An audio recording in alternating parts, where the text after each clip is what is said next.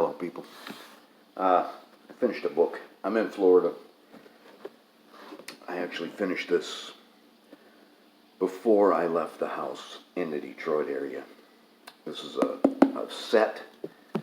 I've only got 6. There's supposed to be a 7th one. They did knock $25 off the price since it was missing one of the books. But this is pretty cool. The first one I didn't enjoy all that much because the first one is just the build-up to, it's called South Africa and the Transvaal War. Nobody calls it the Transvaal War anymore. It's now the Second Boer War.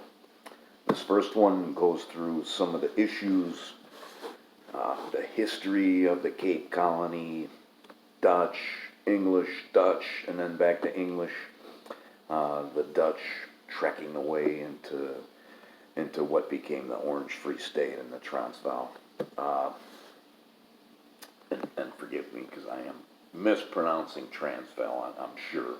I don't speak Afrikaner. It was pretty good. I don't really understand it because this says that it was published in 1900. I gotta turn this down.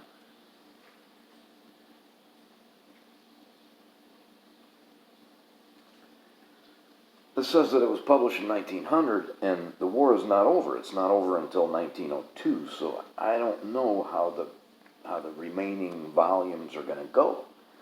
Maybe, I'm actually hoping that the remaining volumes were published later. That would be nice.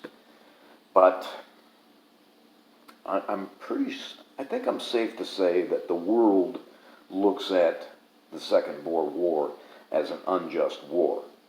I mean, if you look at it, you know, the English ended up with 500,000 troops there, and the entire Boer population was probably around 200,000. The English actually introduced to the world the concept of a concentration camp, and many Boer women and children died in these camps. You know, they poisoned water holes. It was a nasty thing, and all to, the war was fought to protect the Uitlanders, which I'm sure in Dutch means outlanders, and these were the people that were mining gold and diamonds. The British didn't seem to care too much until it became apparent, how much gold and diamonds were on the rand. This book goes into the First Boer War.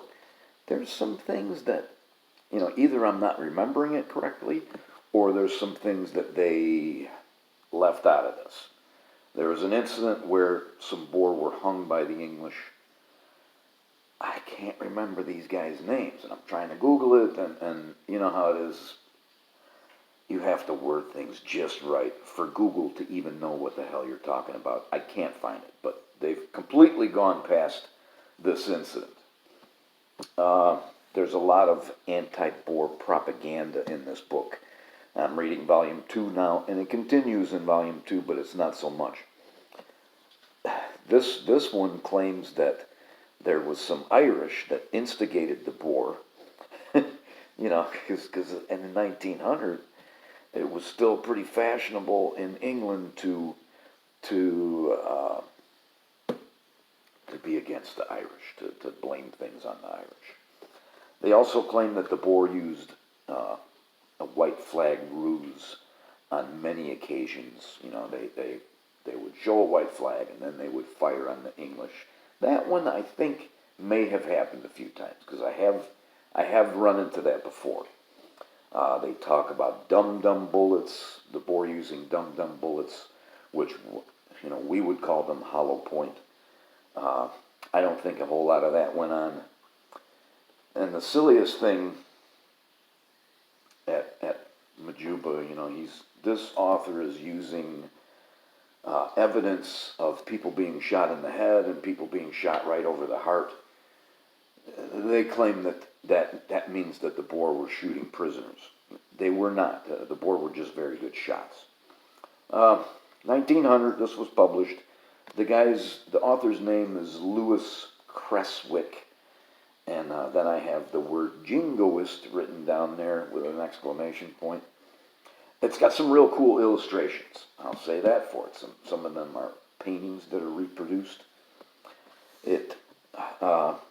My next note says Majuba and Spion Kap. I'm probably mispronouncing that too, so forgive me. The two battles are very similar. The British were established on top of these mountains. The mountains even seem to be geographically similar, and, determined parties of Boer climb the side of these mountains and get the British off of there. They run them off of there. And it ends up being many British end up having to surrender. There's little differences. Spion Kop had what they called the Aloe Knoll that the British, or the Boer were able to climb and fire down into, completely outflank the British trenches. But the two battles are very similar. I think they are. Bottom of 91, top of 92. Trying to cook breakfast while I'm doing this, and it's occurring to me now that maybe that wasn't such a good idea. A couple of months after the storming of Majuba, I, together with a friend, had a conversation with a Boer, a volunteer from the Free State in the late war, and one of the detachment that stormed Majuba, who gave us a circumstantial account of the attack with the greatest willingness. He said that when it was discovered that the English had possession of the mountain, he thought that the game was up. But after a while, bolder counsels prevailed and volunteers were called for to storm the hill. Only 70 men could be found to perform the duty, of whom he was one. They started up the mountain in fear and trembling, but soon found that every shot passed over their heads and went on with greater boldness. Only 3 men, he declared, were hit on the Boer side. One was killed, one was hit in the arm, and he himself was the third, getting his face grazed by a bullet, of which he showed us the scar. He stated that the first to reach the top ridge was a boy of 12, and that as soon as the troops saw them, they fled. When, he said, he paid them out for having nearly killed him, knocking them over one after another like bucks, as they ran down the hill, adding that it was alter lekker, which is a Boer saying for, or a Dutch saying for very nice. Alter lekker. Wesley Richards. If anybody watches this that's like a big game hunter, you may have heard of Wesley Richards. The Boer were using a Wesley Richards rifle on Majuba, and Wesley Richards is still in business. And I looked at their website, and they got really cool ball caps. And I wear ball caps all the time, so I may order one.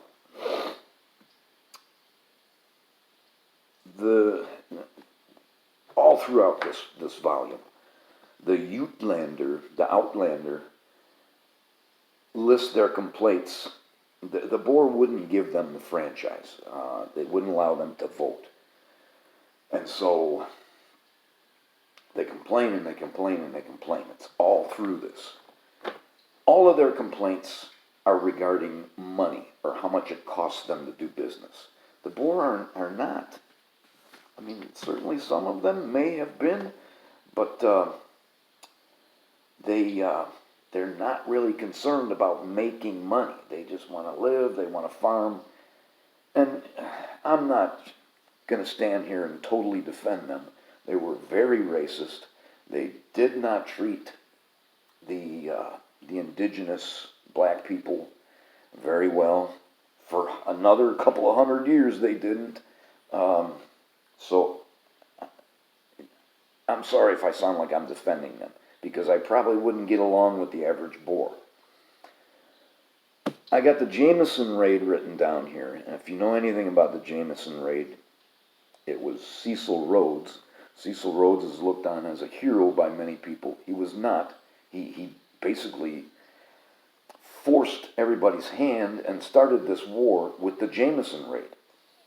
The Jameson raid reminds me of the movie Dr. Strangelove because Cecil Rhodes and the other leaders of the Jameson raid pretty much thought that once they step over the border, once they cross the Rubicon, that everybody would have no choice but to go to war. And of course, that's the premise of Dr. Strangelove. So this guy sends a wing to bomb Russia. Second paragraph, 177. And my note here says, these men had just invaded a country while armed. So that must be about the Jameson raid. I didn't write down how many pages these were, but it looks like every volume is like 200 pages. They're real quick reading because there's a lot of illustrations in here. Some of them are pretty cool. And like a lot of old books where there's an illustration, there is no type on the other side of on the following page. Second paragraph, 177. Can anything be more pathetic than the description of the state of these men given by the wife of one of them? Men who had been driven to hatred and revolt by the inefficient, exclusive, and unscrupulous government, which was endeavoring to reduce the subjects of a suzerain, I don't know how you pronounce that, power to the level, to them, despicable level of the Kafirs. Of the state of these unhappy sufferers we have yet to speak. Kafirs is what they call the black people there. And what this author is talking about there is the officers of the Jameson raid were put into a prison cell where they had previously had some black folks. So you can see that the English attitude towards the black people of South Africa is pretty much the same as what the Boer attitude was. They may have talked a good game, but when it comes down to it, they were just the same. And these people had just invaded a country, and they're complaining about their treatment. Thanks for watching. I'm more than halfway through with the second one, but I got a lot to do today. I'm just getting here. I got to unpack all my shit.